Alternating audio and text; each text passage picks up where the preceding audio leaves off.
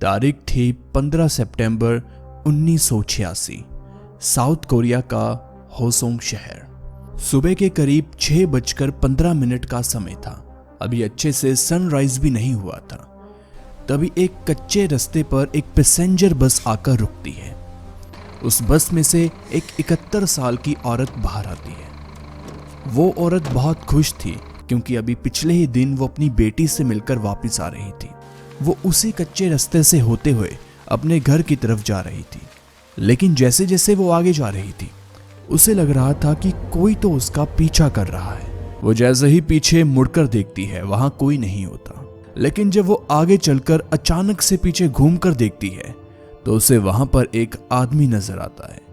उस आदमी को देखकर वो औरत तेजी से चलने लगती है, लेकिन उसे अंदाजा नहीं था कि आगे क्या होने वाला है। इस चीज के 4 दिन बाद यानी कि सितंबर 1986 दोपहर के करीब 2 बजे हुए थे। वहां पर काफी ज्यादा सुबह से बारिश हो रही थी, तो एक आदमी जो कि खेतों में काम करता था दोपहर के समय अपने काम पर जाता है। लेकिन जैसे ही वो रास्ते से गुजर रहा होता है, इस रास्ते से वैसे वो रोज गुजरता था, वो आगे चलकर देखता है कि कोई चीज पड़ी हुई है। दूर से देखने पर एक लाल कपड़ा उसे नजर आता है, लेकिन जैसे जैसे वो उस चीज के पास जा रहा था उसकी धड़कन तेज होती जा रही थी, क्योंकि यहाँ पर उसे जमीन पर एक इंसान की लाश पड़ी हुई दिख रही थी। ये देखते ही वो आदमी वहां से भागता है और अपने गांव में चला जाता है। वहां पर जाकर वो सबको बताता है कि उसने क्या देखा। 5-7 लोग इकट्ठा होकर उसी जगह पर जाते हैं जहां पर उस आदमी ने वो लाश देखी थी। उसके बाद वो सभी लोग जाते हैं पुलिस स्टेशन पुलिस को बताने के लिए। उस समय पर फोन तो लोगों के पास हुआ नहीं करते थे, तो पुलिस स्टेशन पास ही में था। वो लोग फटाफट वहां पर चले जाते हैं। ये जगह साउथ कोरिया का आप छोटा सा गांव ही मान लो। वहां पर उस पुलिस स्टेशन में ज्यादा पुलिस ऑफिसर भी नहीं थे। पुलिस ने उस बॉडी को अच्छे तरीके से देखा तो पता चलता है कि ये किसी औरत की बॉडी है और उसकी उम्र करीब 70 से 75 साल रही होगी। उसके बाद पुलिस वाले एक और चीज को नोटिस करते हैं कि उस औरत ने लाल रंग के कपड़े पहने हैं। ये बात आप याद रखिए। उसके बाद वो लोग आसपास जो भी चीजें होती हैं उसकी फोटोज क्लिक करते हैं। पुलिस को सारी चीजें देखने के बाद लगता है कि यह एक नॉर्मल हिट एंड रन का केस है।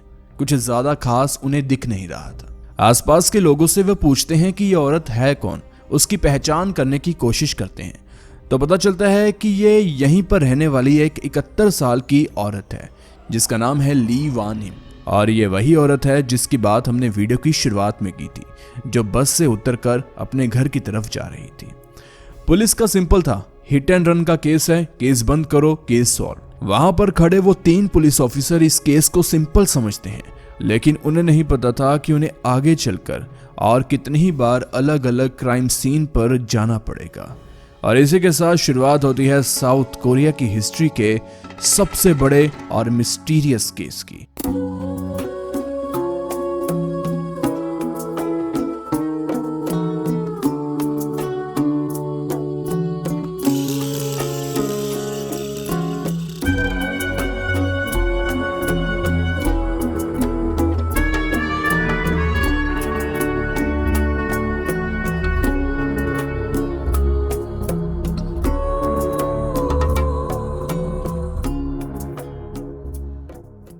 हाय, माय नेम इज अभी और आप देख रहे हैं 1AM शो।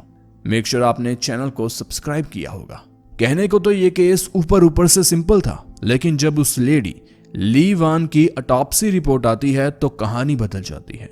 रिपोर्ट में पता चलता है कि उस औरत की मौत गला घोटने यानी कि स्ट्रैंगुलेशन से की गई है, और तो और उसके साथ असोल्ट भी किया गया था। जिस केस को पुलिस एक्सीडेंटल समझ रही थी अब वो एक मर्डर केस में बदल चुका था। अब ये सब कुछ पता चलने के बाद पुलिस आसपास के लोगों से पूछना शुरू कर देती है और उस लेडी के जो रिश्तेदार से उनसे पूछती है कि आपको किसी पर शक है। जो बेसिक काम पुलिस करती है वो काम पुलिस करना शुरू कर देती है, लेकिन उनके हाथ कोई भी क्लू नहीं लगता और उन्हें कोई सुराग नहीं मिलने के पीछे एक और वजह थी कि सिर्फ 3 ही पुलिस वाले इस पूरे केस के ऊपर काम कर रहे थे। उस समय सियोल में एशियन गेम्स थी तो बहुत सारे पुलिस वालों की ड्यूटी वहां पर लगी थी और ये होसोंग एक बहुत ही शांत एरिया था, यहाँ पर ज्यादा पुलिस वालों का काम नहीं था। पहली बार लोगों ने ये सब कुछ वहां पर देखा था। लेकिन फिर तारीख आ जाती है 23 अक्टूबर 1986। अब यहाँ पर कुछ लोग एक कनाल यानी कि नहर के आसपास बनी सड़क पर साइकिल से अपने गांव की तरफ जा रहे थे। शाम का समय था, थोड़ी थोड़ी धूप थी उस समय। जैसे ही वो आगे जाते हैं तभी एक दोस्त की नजर उस कनाल के अंदर पड़ती है। वो देखता है कि नहर के अंदर कोई चीज पड़ी हुई है। जब वो थोड़ा सा आगे जाते हैं उस चीज के पास, वो देखते हैं कि एक लाल रंग का कपड़ा है और वो किसी लड़की के कपड़े हैं। थोड़ा सा और आगे जाते हैं तो उन्हें एक लड़की मिलती है जिसकी आधी बॉडी पर कपड़े नहीं थे, थोड़ी बॉडी पर कपड़े थे, वो भी लाल रंग के। ये देखकर ही दोनों घबरा जाते हैं और घर जाने की बजाय वापस जाते हैं सीधा पुलिस स्टेशन पर और जो भी देखा पुलिस को बताते हैं। पुलिस वाले फटाफट, ये दूसरी बार था कि उन्हें ऐसी खबर मिल रही थी, भागकर जाते हैं उसी कनाल के पास और उस बॉडी को जाकर देखते हैं। उस बॉडी की हालत बहुत ज्यादा खराब थी। उसकी स्टॉकिंग से उसका गला घोटा गया था, यानी कि ये भी एक मर्डर का केस था। साथ में उसके कुछ कपड़े उसके मुंह के अंदर डाले गए थे। इसके अलावा उस लड़की की चेस्ट और बैक पर 4-4 कट पुलिस को मिलते हैं जो कि किसी शार्प ऑब्जेक्ट से मारने वाले ने लगाए होंगे। यहाँ पर पुलिस सोचती है कि उन्हें आसपास भी कुछ मिल सकता है, तो वो उस कनाल की सड़क के दूसरी ओर जो खेत थे वहां पर जाने का फैसला करती है कि शायद उन्हें कुछ मिल ही जाए, और वो उनका फैसला सही भी साबित होता है। जैसे ही पुलिस वहां उन खेतों में जाती है, वो देखते हैं कि वहां पर एक दूध का बॉक्स खाली पड़ा हुआ है और साथ में कुछ सिगरेट के बट्स भी हैं। पुलिस फोरेंसिक जांच के लिए उन्हें उठा लेती है। इस केस में और जो पिछले केस में 2-3 चीजें कॉमन थी।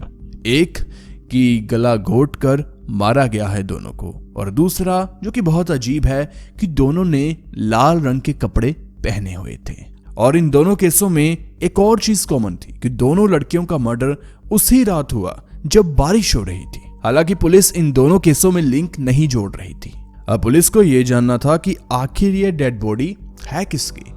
वो पुलिस स्टेशन में जाते हैं, फाइलों को खंगालना शुरू करते हैं, तो उन्हें पता चलता है कि अभी सिर्फ 3 दिन पहले ही एक लड़की की मिसिंग रिपोर्ट आई है। उस लड़की की उम्र करीब 25 साल के आसपास थी और जो इन्हें बॉडी मिली थी वो भी 25 साल मतलब यंग एज की ही लड़की थी। तो उसके बाद उसके घर वालों को बुलाया जाता है, तो पता चलता है कि 20 अक्टूबर को 25 साल की लड़की जिसका नाम था पार्क ह्यून सोक, वो अपने घर से कहीं बाहर जाती है लेकिन वापस नहीं आती। रिश्तेदार परिवार वाले आसपास ढूंढने की कोशिश करते हैं लेकिन वो नहीं मिलती। रिपोर्ट पुलिस को लिखवाई जाती है, लेकिन अब पुलिस वाले वो बॉडी दिखाते हैं उसकी फैमिली को। ये देखते ही उसके परिवार वाले रोने लग जाते हैं। लेकिन परिवार वाले और पुलिस वाले भी ये सोच रहे थे कि आखिर उसके साथ हुआ क्या। ये बात ऑटोप्सी क्लियर कर देती है। ऑटोप्सी रिपोर्ट में पता चलता है कि इस लड़की की मौत गला घोटने से यानी कि स्ट्रैंगुलेशन से हुई है और साथ में इसके साथ भी असोल्ट किया गया है। एक छोटा सा टाउन और उसी छोटे से टाउन में 2 ऐसे क्राइम हो गए, लेकिन एक भी अखबार ने, मीडिया ने इन चीजों के बारे में लिखा या बताया नहीं। आसपास के लोगों को भी अच्छे से इनकी इंफॉर्मेशन अभी तक मिली ही नहीं थी क्योंकि उस समय मोबाइल, सोशल मीडिया तो था नहीं। अब पुलिस इन दोनों केसों को सॉल्व कर ही रही थी, लेकिन तभी महीना आ जाता है नवंबर का। नवंबर का महीना, साउथ कोरिया में ठंड बहुत ज्यादा पड़नी शुरू हो गई थी। आपको एक चीज बता देते हैं कि वहां पर जैसे चावल के खेत हैं, उसके बीच रास्ते बने हुए हैं। लोग उन्हें ऐसा शॉर्टकट यूज करते हैं अपने घर जल्दी पहुंचने के लिए, नहीं तो कौन पूरा घूम कर जाए। तो खैर, नवंबर का महीना, एक लड़की ऐसे ही एक कच्चे रास्ते से अपने घर की तरफ जा रही थी। रात काफी हो चुकी थी, थोड़ी थोड़ी बारिश भी हो रही थी। जैसे जैसे ये आगे जाती है, इससे भी रियलाइज होता है कि कोई तो पीछे आ रहा है। घूमकर देखती है, एक आदमी खड़ा होता है और उसके हाथ में चाकू था। थोड़ी सी लाइट वहां पर मौजूद थी। ये देखते ही वो लड़की चिल्लाने लगती है, लेकिन खेत ही खेत, आसपास कुछ भी नहीं। कौन ही उसकी आवाज सुनता। वो लड़की भागने की पूरी कोशिश करती है और जितना हो सके भागती है, लेकिन एट द एंड वो गिर जाती है और वो आदमी आकर उसे पकड़ लेता है। उसके बाद वो आदमी उसे चाकू दिखाता है और चाकू की नोक पर उसे कपड़े उतारने के लिए कहता है। उस लड़की के पास कोई और ऑप्शन नहीं था। वो जैसा कहता है वो वैसे ही करती है, क्योंकि उसे जान बचानी थी। उसके बाद वो आदमी उसका रेप करता है। लड़की की आवाज सुनकर कोई आ ना जाए इसलिए वो उसके ही कपड़े उसके मुंह में डाल देता है। लेकिन ये सब कुछ के बाद वो लड़की से कहता है कि मुझे पैसे दो। वो लड़की कुछ बोलना चाहती थी लेकिन उसके मुंह में कपड़े थे। वो आदमी वो कपड़े बाहर निकालता है। वो कहती है कि जब मैं भाग रही थी तो मेरा पर्स पीछे गिर गया, मेरे पास पैसे नहीं है, मेरे पैसे मेरे पर्स में थे।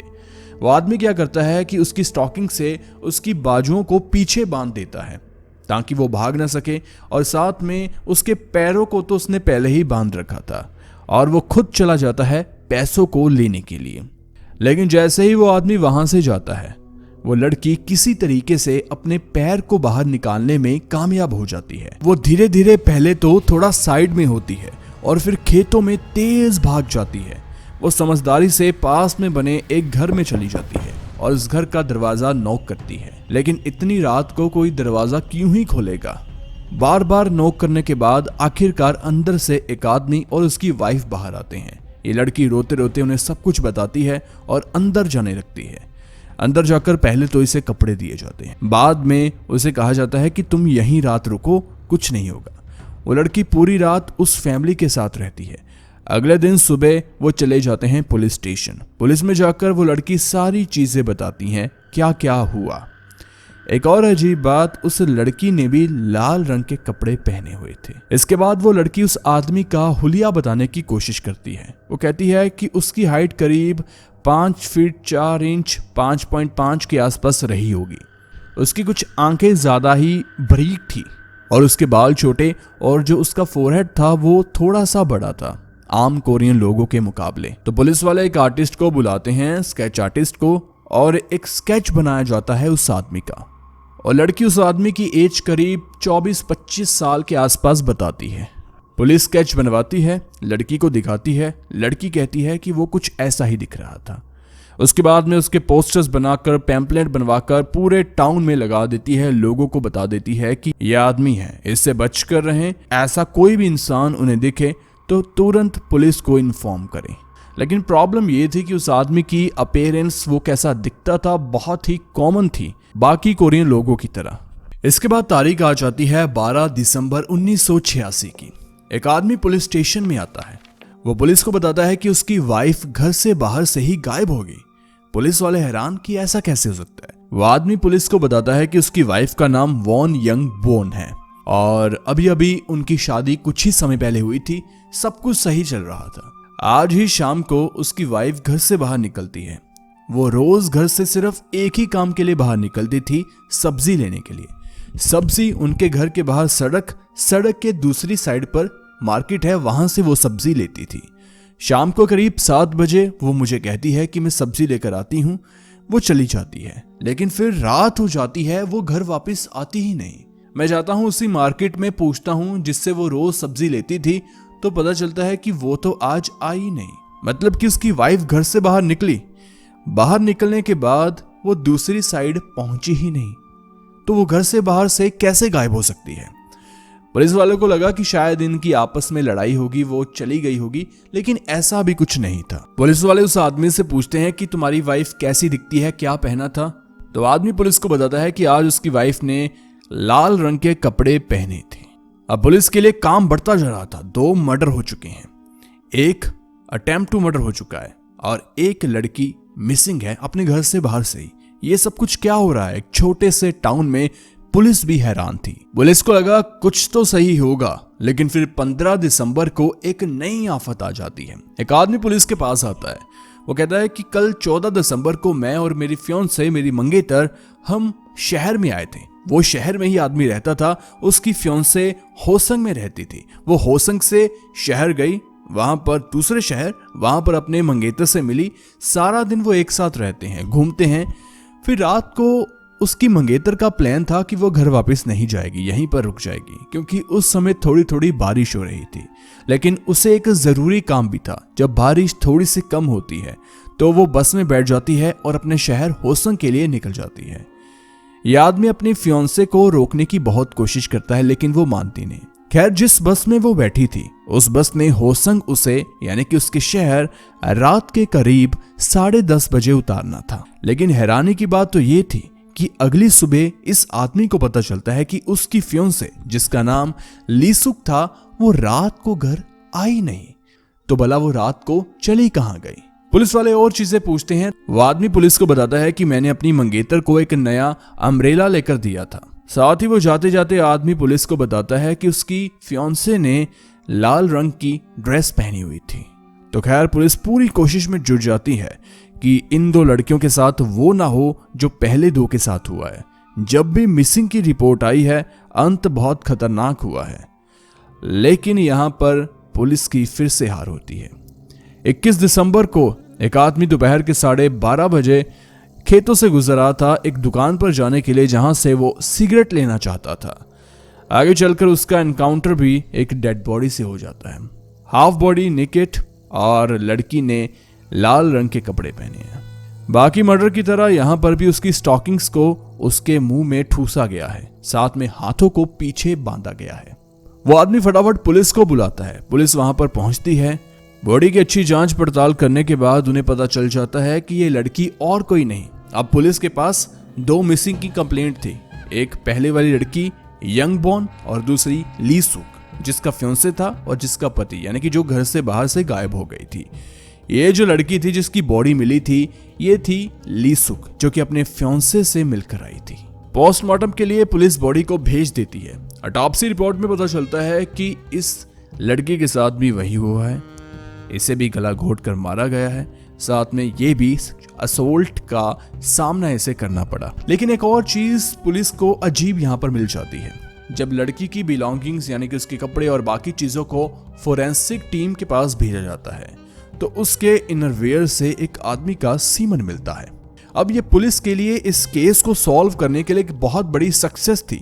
अब जिस आदमी ने ये सब कुछ किया उसका डीएनए तक पुलिस को मिलने वाला था और आसानी से पुलिस इस केस को सॉल्व कर सकती थी। और लड़की के पास यानी कि लीसुक के पास एक अम्ब्रेला भी मिलता है जो कि उसके फियोंसे ने उसे दिया था, लेकिन वो टेढ़ा हो रखा था। और ऑटोप्सी रिपोर्ट में पता चलता है कि जिस आदमी ने ये सब कुछ किया उसने वो अम्ब्रेला बहुत जोर जोर से लड़की के ऊपर मारा जिस वजह से वो टूट गया और टेढ़ा हो गया। अब 3 मर्डर हो चुके हैं। पुलिस को कुछ अता पता नहीं कि ये सब कुछ हो क्यों रहा है और कर कौन रहा है, और सबसे बड़ी बात जो भी ये सब कुछ कर रहा है क्यों कर रहा है। तारीख आ जाती है 10 जनवरी 1987 की। नया साल तो आ चुका था लेकिन इस शहर में चीजें पुरानी ही हो रही थी। एक लड़की जिसका नाम था होंग यिन यंग, थोड़ा सा डिफिकल्ट नेम है, थोड़े मुश्किल है प्रोनाउंस करने तो आप सहन कर लो।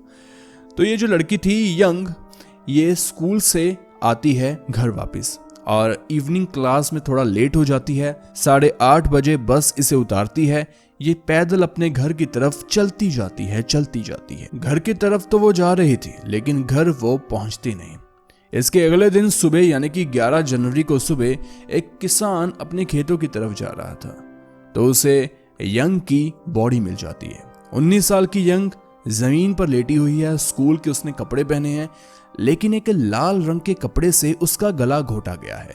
बाकी सारी चीजें पुराने केस की तरह, वही असॉल्ट, गला घोटने से मौत।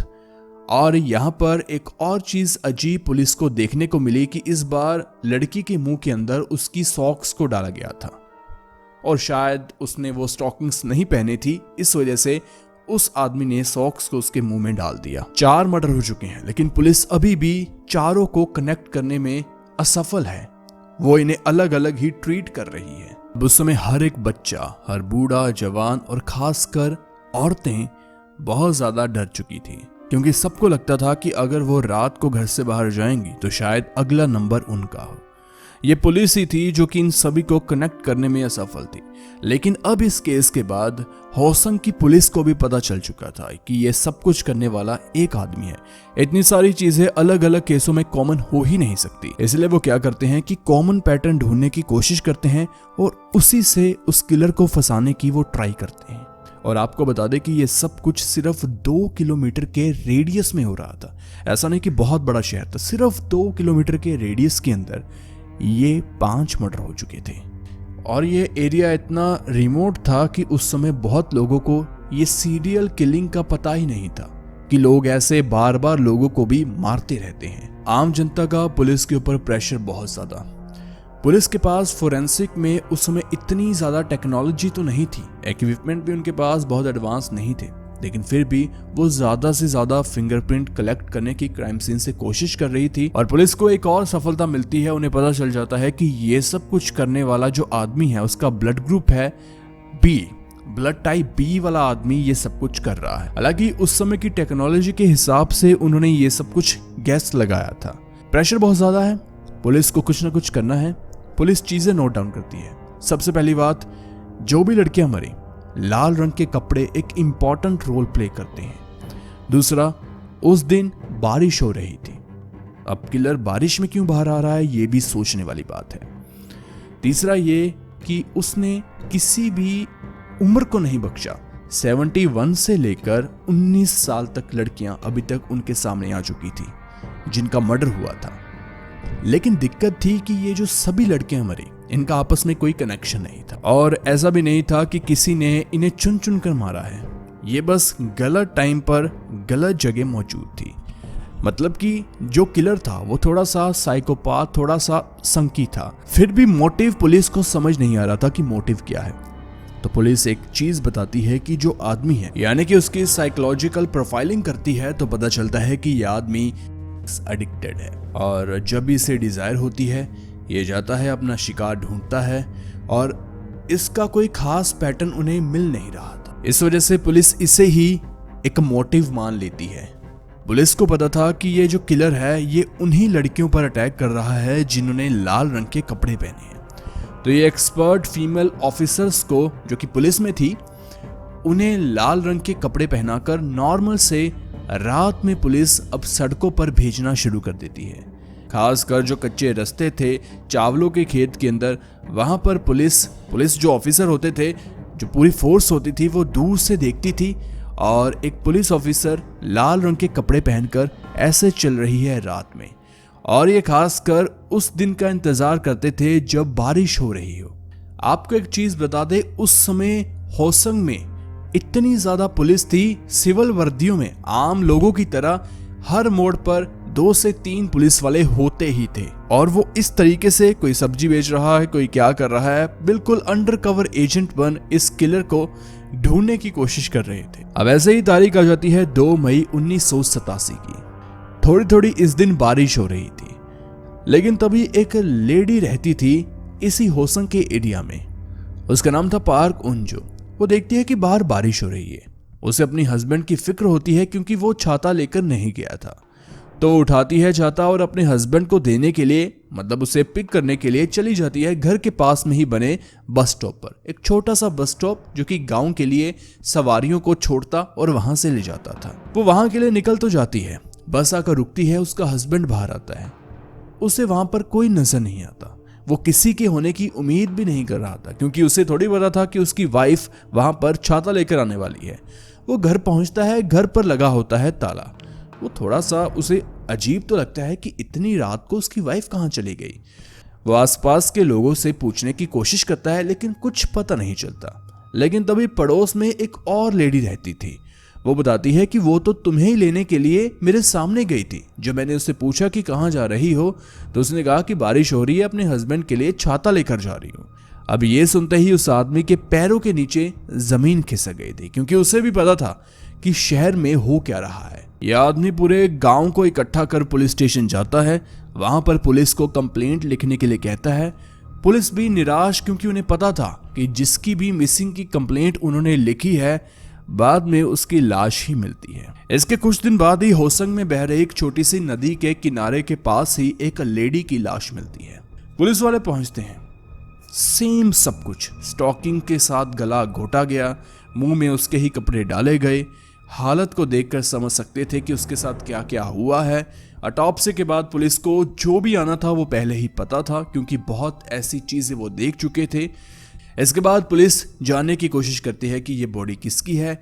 ये बॉडी निकलती है वॉन यंग बॉन की, वही लेडी जो घर से बाहर सब्जी लेने के लिए निकली थी और घर के बाहर से ही गायब हो गई, मार्केट तक जो पहुंची ही नहीं।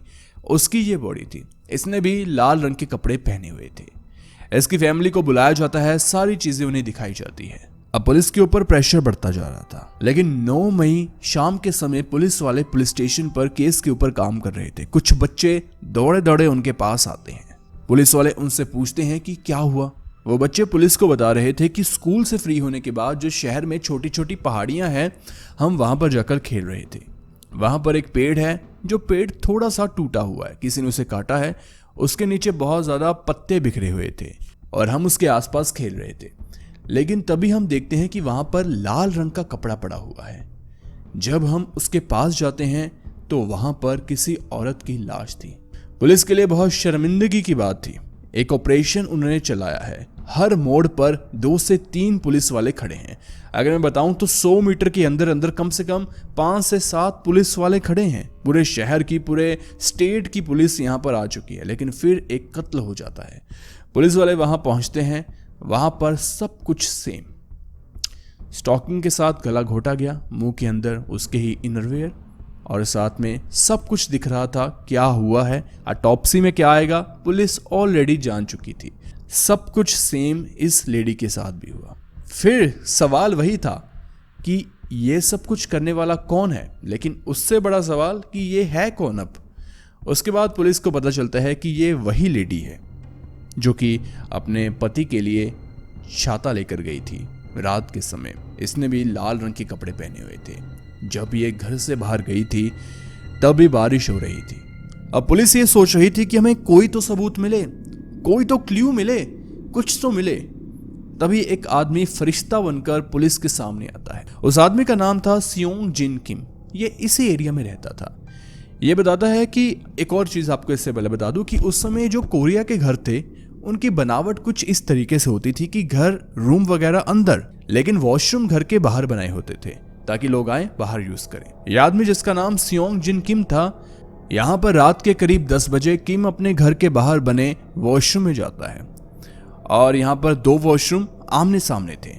जैसे ही किम वॉशरूम में एंटर होता है, उसे ये दिखता है कि जो सामने वाला वॉशरूम है वहां पर किसी ने उसे देखकर जल्दी से दरवाजा बंद कर लिया, लेकिन वो घर में अकेला था, यानी कि उस वॉशरूम के अंदर कोई अनजान आदमी है। किम वहां पर कुछ नहीं करता, वो जल्दी से दूसरे वाले वॉशरूम के अंदर चला जाता है और कुंडी लगा लेता है। उसे थोड़ा सा फील हो रहा था कि सामने वाले वॉशरूम का दरवाजा खुलता है और कोई आदमी धीरे धीरे उसके दरवाजे के पास, यानी कि उसके वॉशरूम के पास आ रहा है। अब यहाँ पर 2 ऑप्शन थे, एक तो दरवाजा बंद कर वो खड़ा रहे, लेकिन दूसरा था कि जाने ये है कौन, क्योंकि इतने ये मर्डर हो रहे थे। उसे लगा कि शायद ये वही किलर हो सकता है। किम क्या करता है, दरवाजा अपने जो वॉशरूम का खोलता नहीं है, बस उसकी कुंडी खोल देता है ताकि जब वो सामने वाला बंदा दरवाजे को खींचे खुल जाए और ये फटाफट उसे पकड़ ले। कुंडी इसने खोल दी थी। होता भी ऐसे ही है, सामने वाला आदमी आता है, दरवाजे को खोलता है। सामने किम बिल्कुल तैयार खड़ा था। ये जैसे ही थोड़ा सा आगे आकर उसे पकड़ने की कोशिश करता है, वो आदमी इसे देखता है और भाग जाता है। किम भी उसके पीछे बहुत तेजी से भागता है, लेकिन वो सामने वाला आदमी बहुत अच्छा रनर था। किम बहुत कोशिश करता है लेकिन वो उसे पकड़ नहीं पाता। अंत में अंधेरे में वो आदमी कहीं खो जाता है। किम पुलिस को एक बात बताता है कि उसके बाल बहुत लंबे थे। वो कहता है कि उस आदमी को लगा कि शायद मैं एक लड़की हूं। उसने लाल रंग का एक स्वेटर पहना हुआ था, साथ में एक ट्राउजर पहना हुआ था। उसके बाल बहुत लंबे थे, बियर्ड उसकी थी नहीं, और क्योंकि वैसे भी वहां पर कोरिया में उस समय बियर्ड का कल्चर था नहीं, वो शायद आज भी नहीं होगा। लेकिन उस आदमी को एक लड़की समझकर वो अंदर आना चाहता था उसके वॉशरूम के, लेकिन किम को वो आदमी एक लड़की समझ चुका था। लेकिन जब लाइट में थोड़ा सा उसने किम को देखा तो वो पहचान जाता है कि ये तो लड़का है। अब पुलिस को पता चल गया था कि 2 लोगों ने उस किलर को देख लिया। एक वो लड़की जिसका पर्स वो कहती है कि गिर गया और वो किलर उस पर्स को लेने के लिए जाता है, वो लड़की निकल जाती है। दूसरा ये आदमी किम, इसने भी उसे देख लिया था। दोनों की डिस्क्रिप्शन उस किलर की लगभग सेम थी। पतला सा लड़का, 24-25 साल का। और यहाँ पर किम ये भी बताता है कि ये लड़का बहुत फिट है, ये बहुत तेजी से भागता है। खैर, पुलिस अब आगे आगे इस केस के ऊपर काम कर रही थी। अब पुलिस ने और भी ज्यादा फोर्स उतार दी थी सड़कों पर। कोई आदमी भिखारी बनकर बैठा है, वो भी पुलिस वाला। कोई सब्जी बेच रहा है वो भी पुलिस वाला। लेकिन इसी बीच तारीख आ जाती है 8 सितंबर की। यहाँ पर रात के करीब 9:30 बजे एक आदमी अपने काम से घर वापस जा रहा था। कनाल के रास्ते से होते हुए उसके साइकिल पर एक छोटी सी टॉर्च लगी हुई थी। जैसे जैसे वो आगे जा रहा था उसे एक चीज नजर आ रही थी। उस कनाल के अंदर एक कपड़ा पड़ा हुआ है लाल रंग का। अब ये लाल रंग वाली खबर पूरे शहर में फैल गई थी।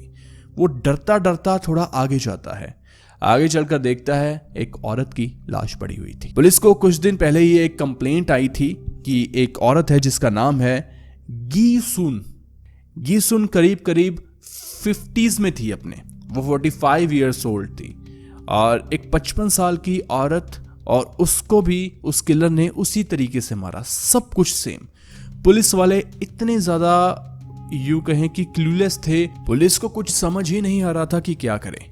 7 मर्डर हो चुके थे। ये जो औरत थी 55 साल की, ये काम पर गई थी लेकिन घर वापस नहीं आ पाई और 2 दिन के बाद उसकी ये लाश मिल चुकी थी। ऑटोप्सी तो पुलिस पहले से ही जानती थी। सब कुछ सेम होता है इस औरत के साथ भी।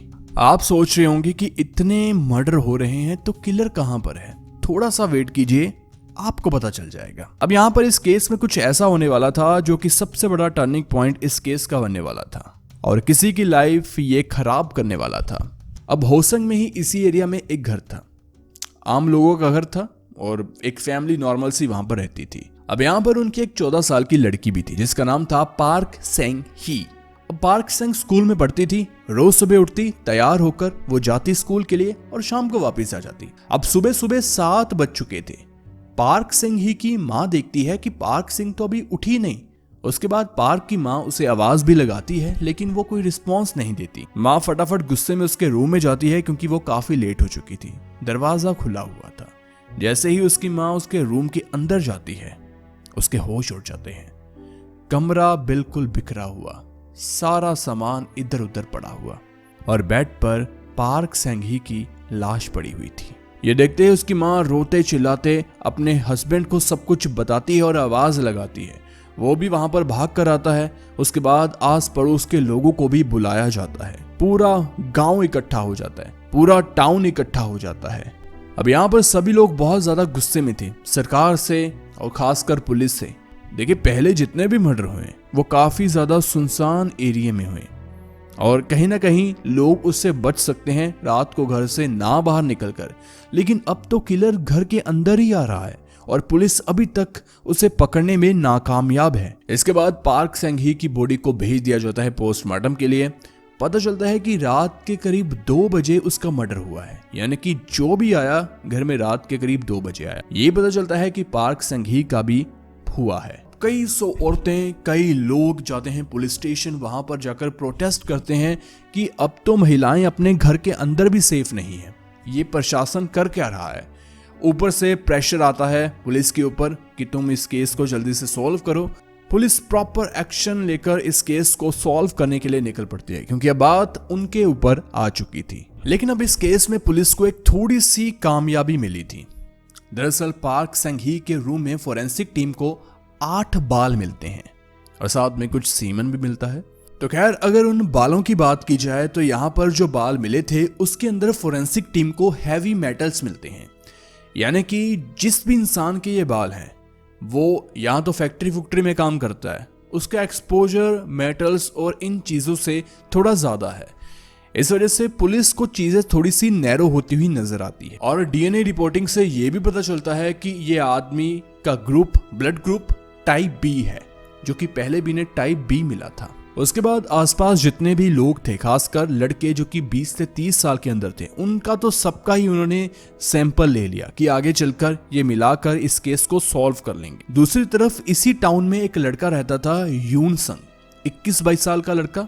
और काम वो क्या करता था कि जो फार्मिंग के इक्विपमेंट होते हैं उन्हें रिपेयर करने वाली फैक्ट्री में काम करता था। यून संग रोज काम पर आता, देखता कि रोज 2-3 बार पुलिस वाले उसकी फैक्ट्री पर आते थे, बात करते थे और चले जाते थे। उसे काफी अजीब लग रहा था। हालांकि उसे पता था कि शहर में ये सब कुछ हो रहा है, लेकिन उसे नहीं पता था कि पुलिस वाले फैक्ट्रियों में खासकर लड़के जो कि 20-30 साल के एज के हैं उनका सैंपल ले रही है। ऐसे ही एक दिन पुलिस वाले इसे भी अप्रोच कर लेते हैं और कहते हैं कि तुम अपने बाल का सैंपल दो। ये पहले पूछता है कि क्यों। पुलिस वाले बताते हैं कि केस है, हम डीएनए प्रोफाइलिंग कर रहे हैं, हमें इस वजह से चाहिए। पुलिस वाले अब कुछ मांग रहे हैं, ये आदमी मना कैसे कर सकता है, तो ये मान जाता है। उसके बाद में पुलिस वाले सैंपल लेकर वहां से चले जाते हैं। ये जो लड़का था यून संग, ये काफी परेशान हो जाता है क्योंकि इसे डर था कि अब इसके साथ क्या होगा। अब ऐसे ही एक दिन रोज की तरह वो काम पर आता है। लंच टाइम होता है, अपना टिफिन निकालता है और खाना शुरू कर देता है। जैसे ही वो खाना खाने ही वाला होता है तभी वहां पर पुलिस वाले आते हैं, उसे रोकते हैं और कहते हैं कि चलो हमारे साथ आओ।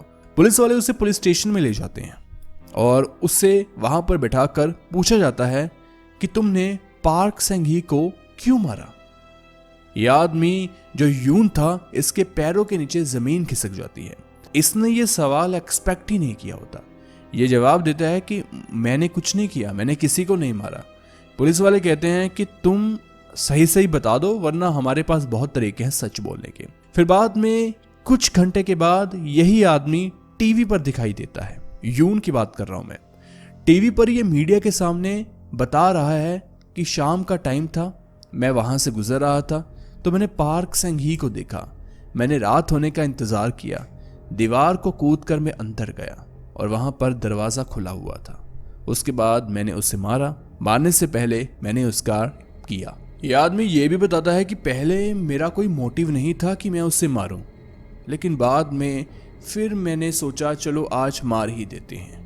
अब यहाँ पर ये चीजें आदमी टीवी पर बोल रहा है। 2 घंटे पहले ये सोच रहा है कि वापिस आऊंगा, खाना खाऊंगा। ये सब कुछ कैसे पॉसिबल है, अभी आपको पता चल जाएगा। पुलिस के मुताबिक क्या हुआ था, सब कुछ किया, दीवार को वापस कूदकर वापस बाहर गया।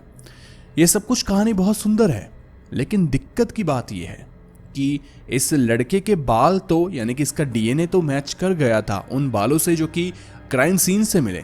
इसका ब्लड ग्रुप भी टाइप बी था। लेकिन दिक्कत की बात यह थी कि आदमी दीवार कैसे कूद सकता है, क्योंकि पोलियो की वजह से ये तो चल ही बहुत मुश्किल से पाता है।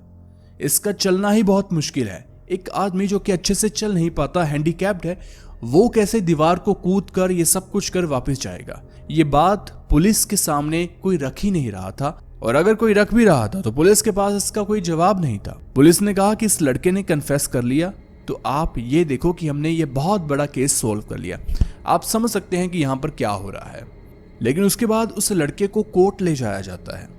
कोर्ट में क्या था, फेयर ट्रायल वो मांग कर रहा था। लेकिन यहाँ पर क्या होता है कि जो उसे सरकारी वकील मिला था, क्योंकि उसके पास खुद के तो पैसे थे नहीं कि वो एक वकील कर ले। एक छोटी सी फैक्ट्री में काम करने वाला लड़का, कौन है ये लड़का अभी आपको बता देंगे, क्योंकि इसके पास खुद के तो पैसे थे नहीं कि ये अपना वकील कर ले। वो जो सरकारी वकील होता है जो कि किसी ने से दिया होता है, वो उस दिन आता ही नहीं। और प्रोसिक्यूशन वाले ये बात बताते हैं कि ये शुरू से ही हैंडीकैप्ड है, बचपन से ही, इसलिए लड़कियों ने बहुत इसे रिजेक्ट किया। तो धीरे धीरे इसने एक नफरत को डेवलप कर लिया लड़कियों के प्रति। इस तरीके से ये अब मर्डर कर रहा है और लड़कियों को मार रहा है। जब ये यून छोटा था तो पोलियो की वजह से ये चल नहीं पाता था। इसके फादर की एक दिन एक्सीडेंट में मौत हो गई और इसकी जो मदर थी उसकी भी कुछ ही दिनों के बाद मौत हो जाती है। बचपन से बिल्कुल अकेला, दुनिया में इसका कोई नहीं। अब देखो फिजिकली वो फिट नहीं है, तो जो काम वो कर सकता था किसी ने उसे सिखा दिया। रिपेयरिंग का काम, फैक्ट्री में मजदूरों की तरह सुबह से लेकर रात तक के ये काम करता था। अब यही आदमी सलाखों के पीछे है। वजह इसने किए हैं 7-8 मर्डर पुलिस के मुताबिक, और कोर्ट भी इसे उम्र कैद की सजा देती है इसके कन्फेशन की वजह से। हालांकि एक बहुत बड़ा कॉन्स्टिट्यूशनल रिफॉर्म भी हुआ था कोरिया में कि ये जो कन्फेस करना है यानी कि जो गुनाह को कबूल करना है, सिर्फ इसी के आधार पर सजा नहीं मिलेगी, कोई ना कोई सबूत होना चाहिए। लेकिन पुलिस के पास कुछ पुख्ता सबूत नहीं था। हाँ, वो जो बाल थे, बालों का सैंपल उससे मिला था और साथ में ब्लड ग्रुप भी, इसका भी बी था। दूसरी तरफ जो ब्लड ग्रुप था यून का भी, जो क्राइम सीन से मिला था वो भी। इसके पीछे भी एक खेल है, आपको अभी पता चल जाएगा। खैर, यून जेल में चला जाता है। चीजें उसके लिए पूरी बदल चुकी थी, लेकिन पीछे से हो जाता है एक बहुत बड़ा कांड। कोरिया में कड़ाके की ठंड पड़ रही थी। 15 नवंबर शाम के करीब 6 बजे एक लड़की जिसका नाम था किम मी यंग, किम यंग की फैमिली उसका वेट कर रही थी, क्योंकि 6:15 पर वो घर आ जाती थी स्कूल से। 14 साल उसकी उम्र है। अब यहाँ पर 6 बजते हैं, 6:30, 7 बज जाते हैं, लेकिन किम घर वापस नहीं आती। परिवार वाले परेशान, 8 बज जाते हैं। आसपास लोग इकट्ठे होते हैं और उसे ढूंढने की कोशिश करते हैं, वो नहीं मिलती। पुलिस को कंप्लेंट करते हैं, पुलिस वाले कंप्लेंट लिख लेते हैं, लेकिन अगले दिन 16 फरवरी को एक आदमी जो कि पहाड़ों पर ऐसे ही वॉक कर रहा था, उसकी नज़र कुछ पत्तियों पर पड़ती है। उसे अजीब सा एक ढेर सा नज़र आता है। वो थोड़ा पास जाता है, वहाँ पर उसी किम की बॉडी पड़ी होती है। मर्डर की बात की जाए तो सब कुछ सेम, गला घोंटकर मारा गया, और साथ में बाकी चीज़ें भी ऑटोप्सी से पता चल जाती है कि इस लड़की के साथ भी रेप हुआ था। अब यहाँ पर जनता भड़क जाती है, क्योंकि साफ दिख रहा था ये कत्ल भी उसने किया जिसने बाकी 8 किए थे।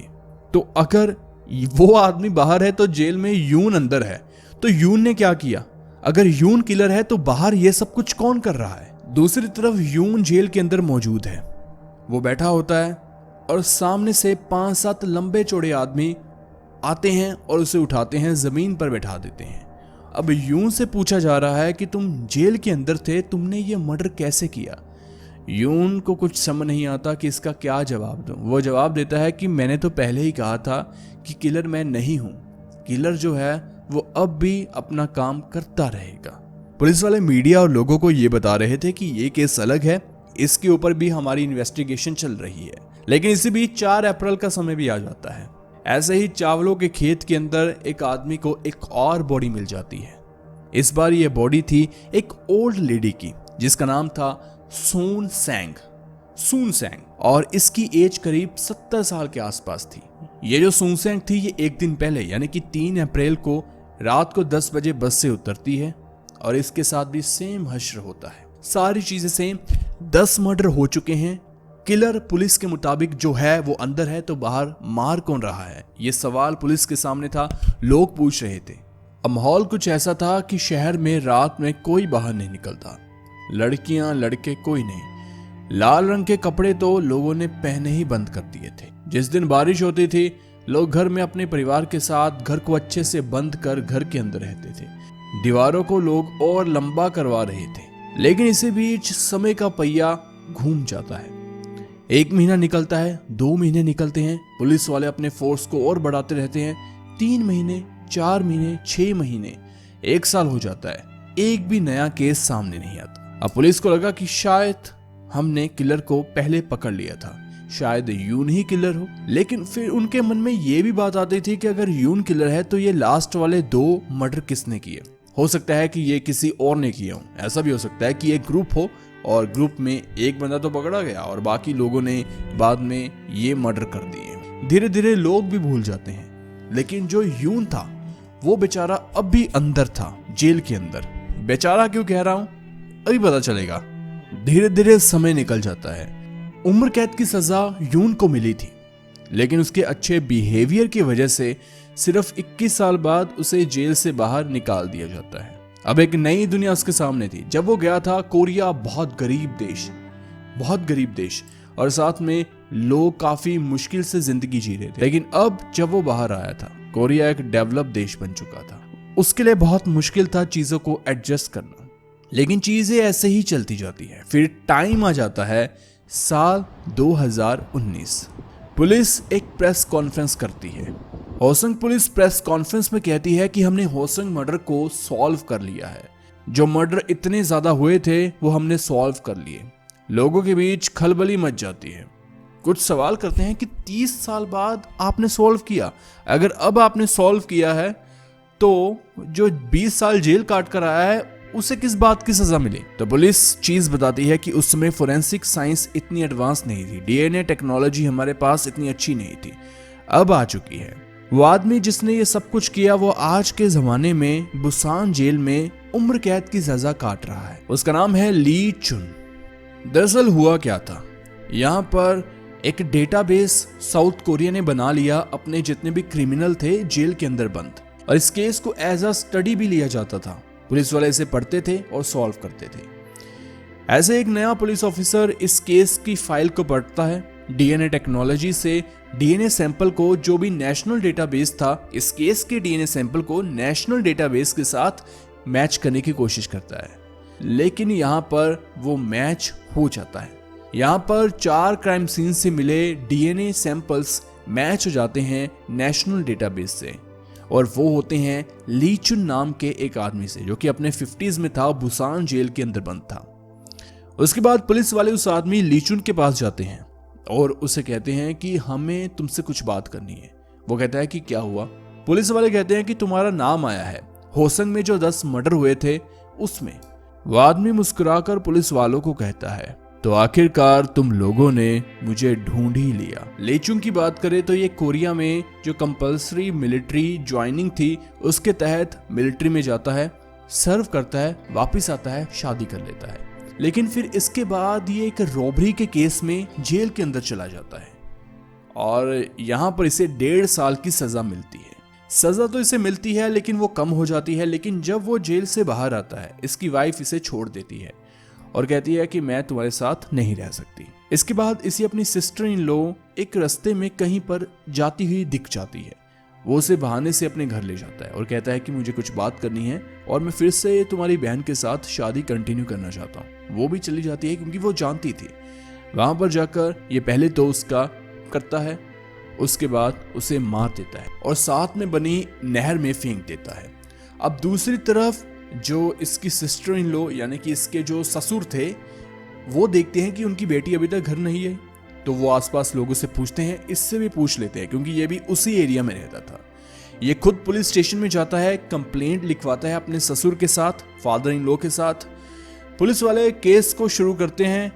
इसके ऊपर ही शक चला जाता है क्योंकि किसी ने बता दिया था कि मैंने आखिरी बार इसकी सिस्टर इन लॉ को इसके साथ ही देखा था। पुलिस वाले अच्छे से जांच पड़ताल करते हैं तो उन्हें बॉडी मिल जाती है, एविडेंस मिलते हैं, केस सॉल्व।